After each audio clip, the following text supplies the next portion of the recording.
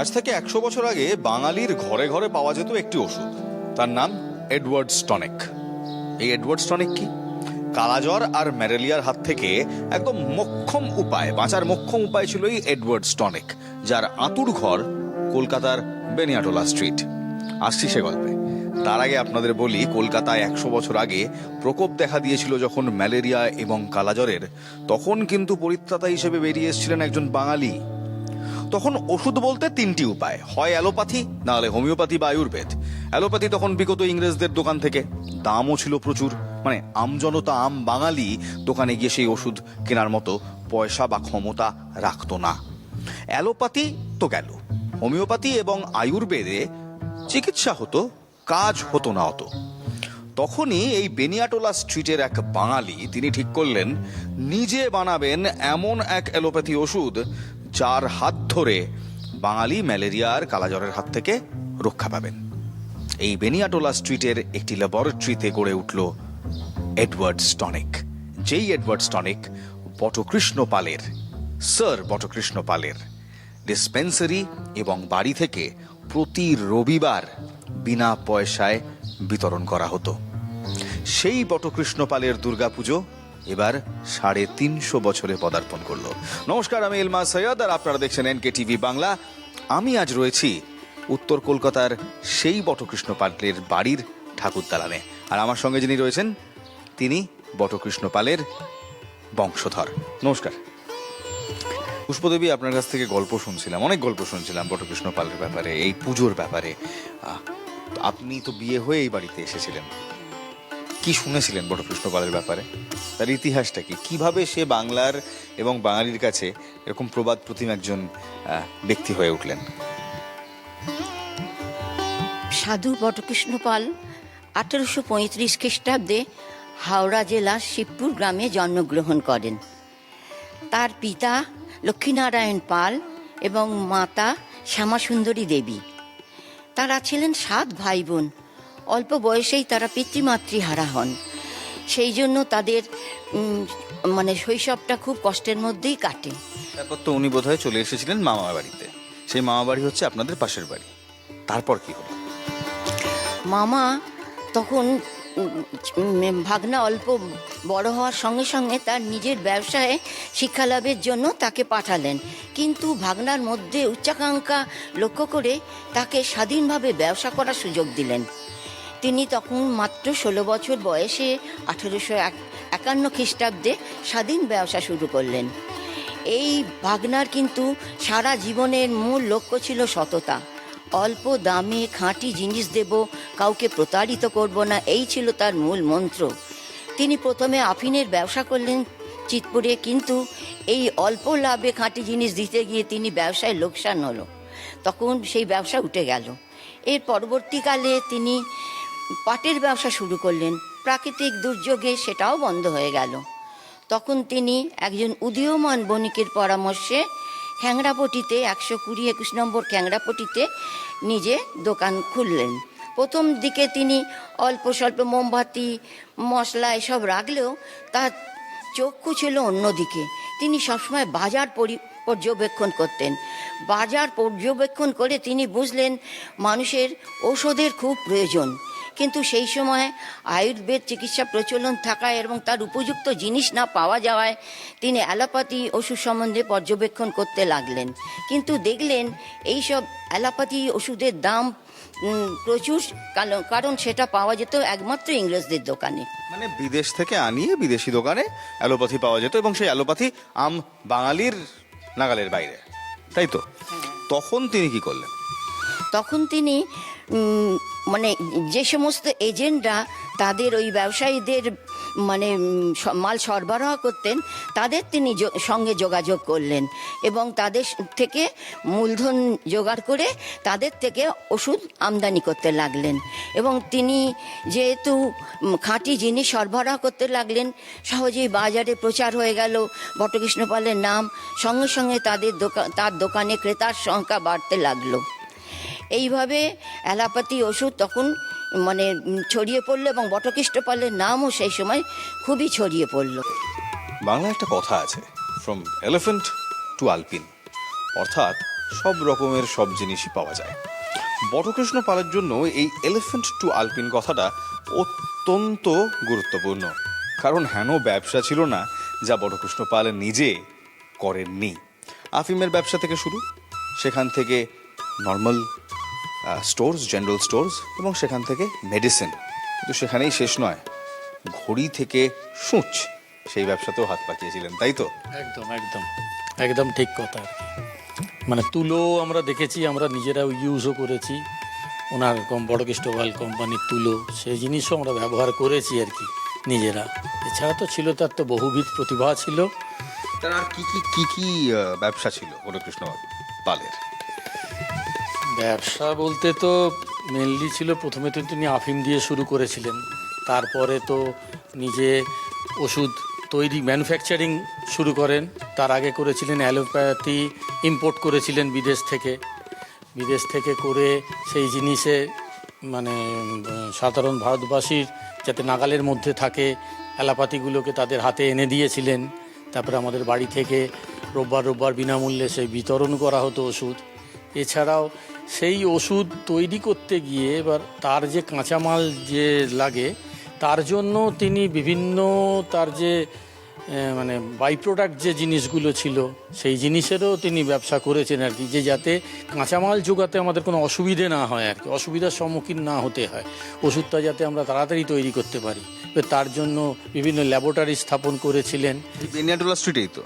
হ্যাঁ, ল্যাবরেটরিতে আমাদের এখনো বলা হয় আর কি, 18 নম্বর শশী শুনলেন, সেটাকে আমরা এখনও ল্যাবরেটরি বাড়িই বলে থাকি আর কি। যদিও সেখানে মানে সবই এখন ভাড়া, মানে ল্যাবরেটরির আর কোনো অস্তিত্ব নেই, কিন্তু বাড়িটা ওই পারপাসেই তৈরি হয়েছিল আর কি। এই রকম বিভিন্ন ধরনের জিনিস তো আমরা দেখেওছি, বাবা দাদুদের মুখে শুনেওছি, এই হচ্ছে ব্যাপার আর কি। এই হলো বটকৃষ্ণ পালের ওষুধ দোকান, অর্থাৎ বটকৃষ্ণ পাল বা BK পাল। তিনি যে ওষুধ দোকানে বসে বিনা পয়সায় এডওয়ার্ডস টনিক বিলি করতেন বাঙালিকে, যেখান থেকে বাঙালির হাত ধরে বাঙালির রোগ নির্মূলের পথে যাত্রা শুরু, সেই দোকান আজ 125 বছরেরও পুরনো। এই দোকান কলকাতার হেরিটেজ প্রপার্টি, গ্রেড 1। আর আসুন কয়েকটা জিনিস দেখাই আপনাদের।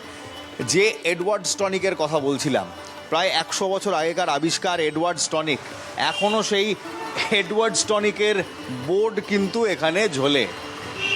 বটকৃষ্ণ পালের এডওয়ার্ডস টনিক ম্যালেরিয়া ও সর্বজ্বরের মহা ঔষধ।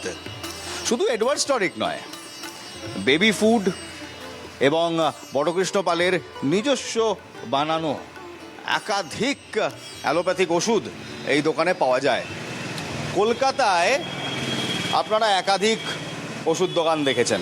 ঠিক আমি যেখানে দাঁড়িয়ে রয়েছি শোভাবাজার স্ট্রিটে, তার উল্টো দিকে যদি আমি এখন চোখ চালাই, আমি দেখতে পাচ্ছি 5 থেকে 7টা ওষুধ দোকান পর সারি দিয়ে খোলা রয়েছে।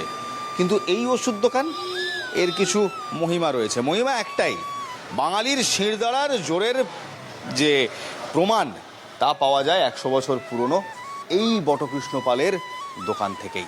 পাশেই বটকৃষ্ণ পালের বাড়ি, আর এইটা সেই বিখ্যাত বাঙালির প্রথম চালু করা বাংলার অ্যালোপ্যাথি ওষুধের দোকান।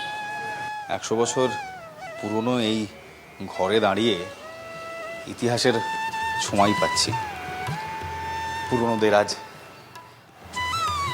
পুরনো আসবাবের ছড়াছড়ি।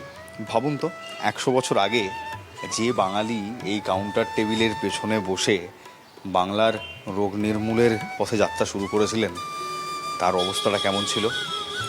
কিছুটা হলেও এখানে দাঁড়ালে সেই ইতিহাসের না সংশোধনীগুলো শোনা যায়, গল্পগুলো বারবার মাথায় ফিরে আসে।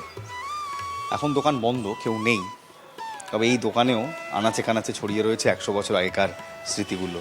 যেমন বটকৃষ্ণ পালের এডওয়ার্ডস টনিকের বিজ্ঞাপন, পুরনো দেরাজ, দেওয়াল জুড়ে এখানে সেই সময়কার কত যে স্মৃতি আর কত যে চিহ্ন রয়েছে, তা এখানে না আসলে আমি আপনাকে বলে বোঝাতে পারবো না।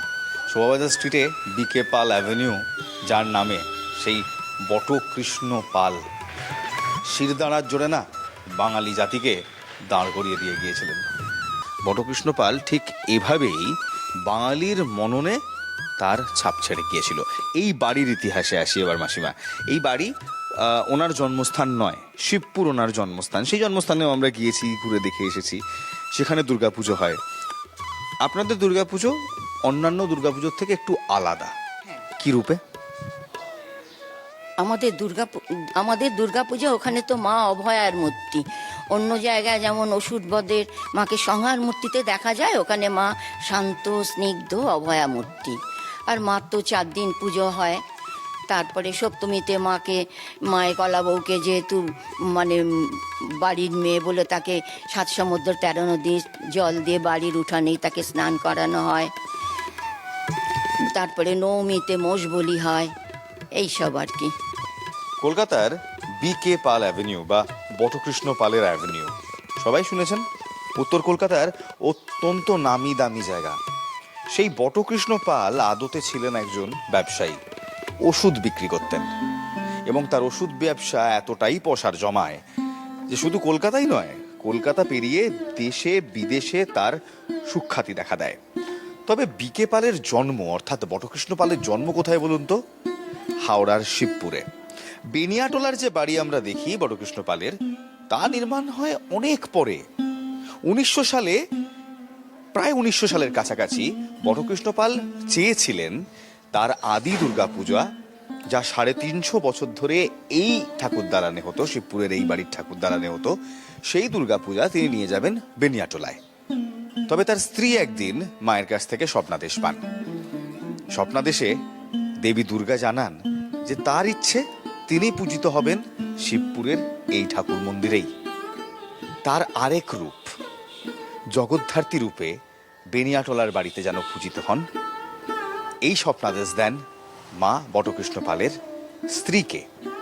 তারপর থেকে 350 বছর ধরে ঠিক এখানেই পূজিত হন দেবী দুর্গা, আর বটকৃষ্ণ পালের বেনিয়াটোলার বাড়িতে পূজিত হন মা জগদ্ধাত্রী। এই পুজোর ইতিহাস কেমন, এই পুজোকে ঘিরে কি কি গল্প রয়েছে, আসুন একবার জেনে নিই। নমস্কার, NKTV বাংলায় আপনার স্বাগত। স্বাগত। আচ্ছা, আপনাদের তো 350 বছর পুরনো পুজো, সরেশ্বর পালের হাত ধরে এই পুজোর সূচনা। ছোটবেলায় কেমন দেখেছিলেন এই পুজো? ছোটোবেলা থেকে আমরা যা দেখে আসছি এখন সেইরকমই রয়েছে, কোনো চেঞ্জই হয়নি। তবে এটা পুজোটা আমার জনৈক সর্বস্ব পাল এই পুজোটা করতেন। তার আগে কী করতো সেটা আমরা জানি না। তখন সর্বস্ব পালের হাত ধরে, তখন তার আর্থিক দুরবস্থার কারণে তখন তিনি বটকৃষ্ণ পালের ছেলে স্যার হরিশঙ্কর পাল ছিলেন কলকাতার মেয়র, এবং তিনি ব্রিটিশ আমলে স্যার উপাধি পেয়েছিলেন। তার হাত থেকে তখন সর্বস্ব পালের হাত থেকে তখন বটকৃষ্ণের বহুত রমরমা শুরু হলো। তখন তিনি তাকে বটকৃষ্ণ পালকে রিকোয়েস্ট করেন যে আমি পুজোটা চালাতে পারছি না, তুই এবার কর। তখন সর্বস্ব পাল প্রথমে বললেন, না তুই 4টে পুজো করছিস কেন, একটা পুজো অন্তত কর। প্রথম বছর সর্বস্ব পাল একটা পুজোই করলো, বটকৃষ্ণ পাল 3টে পুজো করলো। তারপর থেকে তিনি আর চালাতে পারলেন না, তখন বটকৃষ্ণ পাল এই পুজোটা শুরু করলেন। 1893 সাল বটকৃষ্ণ পাল তার মামার বাড়ির ঠিক পাশেই একটি জমি কেনেন নিজের এবং নিজের পরিবারের বসতির জন্য। এই জমি, যে জমিতে এই মুহূর্তে আমরা বসে রয়েছি, 7 বছর মতো লেগেছিল এই সুবিশাল অট্টালিকা নির্মাণ করতে, অর্থাৎ এই দোতলা বাড়ি তৈরি করতে। বাইরে থেকে কারিগর আনিয়েছিলেন। এই যে আমার পেছনে দেখছেন এই সুসজ্জিত ঠাকুর দালান, বাইরে থেকে কারিগর আনিয়ে সেই ঠাকুর দালানও বানান। তারপর 1900 সাল থেকে বটকৃষ্ণ পাল চেয়েছিলেন শিবপুরের দুর্গাপুজো চলে আসুক কলকাতায়, তবে তা হয়নি। কেন জানেন মাসিমা, বলবেন কেন আনতে পারেননি দুর্গাপুজো? হ্যাঁ, বটকৃষ্ণ পাল এখানে স্থিত হয়ে, অনেক সংগ্রামের পর এখানে স্থিত হয়ে বাড়ি, সুন্দর বাড়ি করে মনোমতো ঠাকুর দালান মনোমতো তৈরি করে তিনি চেয়েছিলেন তার পৈতৃক যে পুজো শিব মা অভয়াকে শিবপুর থেকে এখানে এনে আরাধনা করেন। কিন্তু মা তার বটকৃষ্ণ পালের ধর্মপত্নী মৃন্ময়ী দেবীকে স্বপ্নাদেশ দিলেন তিনি এই শিবপুরেই থাকবেন, আর তোমরা বেনিয়াটোলায় শোভাবাজারে তাকে জগদ্ধাত্রী রূপে আরাধনা করবে। সেই জন্য আমাদের ঠাকুরের মানে একটুখানি বৈশিষ্ট্য আছে। অন্য জায়গায় জগদ্ধাত্রী যেমন সিংহের পিঠের ওপর 1 পা মুড়ে 1 পা ঝুলিয়ে বসেন, আমাদের এখানে মা 2 পা মুড়ে মানে অবস্থান করেন। আর আমাদের জগদ্ধাত্রী মায়ের চারপাশে মানে চারদিকে 4 সখী আছেন। অনেকে বলেন এনারা কে? এনারা হচ্ছেন মায়ের সখী। মা মর্তভূমিতে অবতীর্ণ হয়েছেন, লীলা করতে এসেছিলেন, সেই জন্য 4 সখী তিনি সঙ্গে করে এনেছেন। আচ্ছা, আপনাদের এখানে মা তো পূজিত হয় অভয়া রূপে। আমরা সাধারণত দেখি, যা দিকে আসছি ছোটোবেলা থেকে দেবী দশভূজা, কিন্তু এখানে মা আমরা দেখছি যুদ্ধ, দেখি মহিষাসুরের সঙ্গে যুদ্ধে রত। এখানে হচ্ছে মা দ্বিভুজা, তিনি বরাভয় দান করছেন, যুদ্ধের পরের মূর্তি। তিনি বলছেন পৃথিবী শান্ত, তোমরা শান্ত হও, আমি বরাভয় দান করতে এসেছি। এখানে ওই জন্য আমাদের মহিষাসুর নেই, আপনি ছবি পাঠিয়েছি দেখবেন, এবং মোষের মুন্ডু এখানে কাটা, মা 4 ছেলে মেয়েকে নিয়ে রয়েছে। এই হচ্ছে আমাদের দেবীর রূপ। তারপর ইতিহাস হচ্ছে যে আমাদের কৃষ্ণপক্ষের নবমীতে এখানে বোধন বসে, যেমন কালকে নবমী গেছে, কৃষ্ণ নবমীতে আপ টু নবমী পর্যন্ত এই পুরো চণ্ডীটা সেটা পাঠ করতে শেষ হয়। সেইটা আমি দেখাচ্ছি আপনাদের বোধন বাড়িতে। এরপর আমাদের ধরুন আর বিশেষত হচ্ছে সপ্তমীতে, যেমন আমাদের কলাবাবু বাইরে চান করে না কোনো, নবপত্রিকা এখানেই চান হয়, এখানে, কারণ তখন নবমীর দিন চান হয় না, নবপত্রিকার সপ্তমীর দিন, সপ্তমীর দিন। তখনকার দিনে আমাদের জমিদারদের প্রথা ছিল যে উনি তো বাড়ির বউ, কেন বাইরে যাবেন, সেই জন্য আমাদের এখানে এখানে একটা বিশাল বড় থালাতে তাকে পুজো করা হয়। বিভিন্ন ধরনের জল নিয়ে, 7 সমুদ্র 13 নদীর জল, অসুর জল, অমুক জল, শিশির বিন্দু, এইসব দিয়ে পূজিত হয়। এইটাই বিশেষত্ব। আপনাদের এখনকার প্রজন্ম আগের ঐতিহ্যটাকে কতটা বয়ে নিয়ে চলছে? পুজোরই বা কি অবস্থা? আর্থিক দিক থেকে বলছি, মেনটেন্যান্সের দিক থেকে বলছি, বিরাট সাম্রাজ্য রয়েছে আমাদের এই বাড়িতে। মানে দুর্গাপুজোটা এই বাড়িতে হয় না, আমাদের আদিবাড়ি শিবপুর, সেইখানেতে হয়। আমরা বছরে মানে অষ্টমীর দিন তো সেখানে যাই আর কি, এবার কেউ যদি না যেতে পারলো অন্যান্য দিন যায় আর কি। এবং সেখানকার মানে পুজোর খরচাপাতি যা আমরা সকলে মিলেই দিই, সেটা আমার দাদুরা 8 ভাই আর কি, তারা সকলে মিলেই সেটা এখনও বহন করে চলেছেন। প্লাস আমাদের এখানে জগদ্ধাত্রী পুজো হয়, যেটা ওনার স্ত্রী বড়কৃষ্ণপালের স্ত্রী যেটা স্বপ্নাদেশ পেয়েছিলেন আর কি, তা সেই পুজো তারা যেরকম জৌলুসের সঙ্গে করেছিলেন, আমরা এখনও চেষ্টা করে যাচ্ছি সেই জৌলুসটা বজায় রাখার। আপনারা এলে বা দেখলে বুঝতে পারবেন আর কি। মা আমাদের দুর্গাপুজোর পরই সেই জগদ্ধাত্রী পুজো আর কি। দুর্গাপুজো মানেই তো মিলন উৎসব। এবং আপনাদের আমি জন্মপঞ্জিকা দেখছিলাম, আপনাদের ফ্যামিলি ট্রি দেখছিলাম, প্রচুর মেম্বার, প্রচুর পরিবারের লোকজন। শুনেছি এখানে নাকি এক সময় যখন সবাই পরিবারের একত্রিত হয়, প্রায় 50 থেকে 60 জনের পাত একসঙ্গে পড়ে। সেই সময়টা কেমন? দুর্গাপুজো তো একটা মিলন উৎসব, আগে কেমন ছিল, এখন কেমন হয়েছে? দুর্গাপুজোয় আমাদের প্রতি বছর মানে বিজয়ার অনুষ্ঠান হয়। বাড়ির মেয়েরা, জামাইরা, নাতি নাতনিরা, ননদরা সব এখানে এসে জমায়েত হয়, আর আমরা সকলে মিলে খুব আনন্দও করি। তারপরে খাওয়া দাওয়ারও অনুষ্ঠান থাকে, পরস্পরের সঙ্গে কুশল বিনিময় হয়, প্রণাম সারা হয়, খুব ভালোই কাটে দিনটা। আর আপনাদের জগদ্ধাত্রী পুজো, যেটা এই বাড়ির এই ঠাকুর দালানে হয়, আগে কেমন ছিল, এখন কেমন হয়েছে? আপনি যখন দায়িত্বভার সামলানি সংসারে, তখন কেমন ছিল? মানে আগেও যেরকম জগদ্ধাত্রী পুজো অনুষ্ঠিত হতো, এখনও সেই রকমই হয়। আমাদের সমস্ত রকম, আমরা তো নিজের মতে কিছু করতে পারি না, যা সেই আগেকার হয়ে আসছে আমাদের সব খাতায় লেখা আছে, সেই অনুযায়ী আমরা করবার চেষ্টা করি সব সময়, এবং সেই অনুযায়ী চলে আসছে। আমাদের এ বাড়ি ও বাড়ি আরও সব বাড়ি আছে, সকলে মিলে এসে একত্রিত হয়ে আমরা ঠাকুরঘরে মা জগদ্ধাত্রীর 1 সপ্তাহ আগে থেকে জোগাড় করি। তারপর সকলে মিলে মা জগদ্ধাত্রীর আরাধনা করি। তারপরে পুজোর দিন এই উঠোন ভর্তি করে আমাদের সব মেয়েরা আমরা বসে ধুনো পড়া করি। এটাও আমাদের একটা খুব সুন্দর অনুষ্ঠান। ধুনো পড়াটা কি? ধুনো পড়া হচ্ছে মায়ের সামনে, মায়ের দিকে মুখ করে, নতুন কাপড় পরে, নতুন গামছা গায়ে দিয়ে, মাথায় প্রজ্বলিত আর 2 হাতে প্রজ্বলিত হাঁড়ি নিয়ে বসে মাকে আর মানে চিন্তা করা আর কি। খুবই ভালো অনুষ্ঠান, সকলেই এই অনুষ্ঠানে যোগদান করে এবং আনন্দ পায়, এবং আমরাও করে আসছি। এটাই ধুনো পড়া। প্রতিটা বনেদি বাড়ি কিংবা সুবিশাল সাম্রাজ্যে কিছু কিছু ফাটল দেখা দেয়, দেওয়ালে কিছু কিছু ফাটল দেখা দেয়, আপনাদের পরিবারেও দেখা দিয়েছে। আমরা চাইবো না সেই ফাটল থাকুক কোনোদিনই, কিন্তু এর কারণ কি, এর পেছনে কারণ কি? কারণ পুজো তো রয়েছে, পুজোকে কেন্দ্র করেই তো সবার মিলন উৎসব। না, সে তো ঠিক কথা। এই দেখুন, সংসারে থাকতে গেলে বাসনে তো ঠুকিঠাকি লাগবেই আর কি, সেটাই তো স্বাভাবিক ব্যাপার আর কি। তার মধ্যেও আমরা চেষ্টা করছি যে অন্যান্য সময় যাই থাকুক না কেন, পুজোর সময়টা আমরা একত্রিত হই, পুজোটা করার চেষ্টা এখনো পর্যন্ত করে যাচ্ছি। এবার ভবিষ্যৎ বলবে ভবিষ্যতে কি হবে না হবে। আমাদের ছেলে মেয়েরাও আমাদের সঙ্গে দেখছে এইভাবে আমরা পুজো করে আসছি, তারাও তাদের দাদুদের দেখেছে, আমাদের দেখেছে, এবার তারাও সেটা তাদের নিজেদের মনের মধ্যে গেঁথে নিয়েছে ব্যাপারটাকে। সেইভাবেই আমরা চালিয়ে যাচ্ছি, আশা করছি ভবিষ্যৎ প্রজন্ম এই পুজোর ব্যাপারে একত্রিত হয়ে কাজ করবে আর কি। সত্যি কি গৌরবময় বলুন তো বাঙালির ইতিহাসটা। এক বাঙালি কালাজ্বর আর ম্যালেরিয়া নির্মূল করবেন বলে রীতিমতো উত্তর কলকাতায় একটি ল্যাবরেটরি বানিয়ে ফেললেন।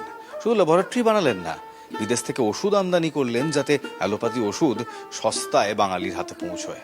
ব্যবসা করলেন। কে বলেছে বাঙালির দ্বারা ব্যবসা হয় না? বটকৃষ্ণ পাল তো দেখিয়ে দিয়েছিলেন, ব্যবসা করেও এক বাঙালি, এক পিতৃমাতৃহীন বাঙালি সন্তান এই সুবিশাল সাম্রাজ্য কিভাবে গড়ে তুলতে হয় তার মন্ত্র আর চাবিকাঠি। বটকৃষ্ণ পালের দুর্গাপুজো 350 বছরে পড়ল, আর সেই দুর্গাপুজোর হাত ধরে আবার একবার জ্যান্ত হয়ে উঠল বাংলার ইতিহাস, বাংলার গৌরব আর মাতৃ আরাধনার ইতিহাস।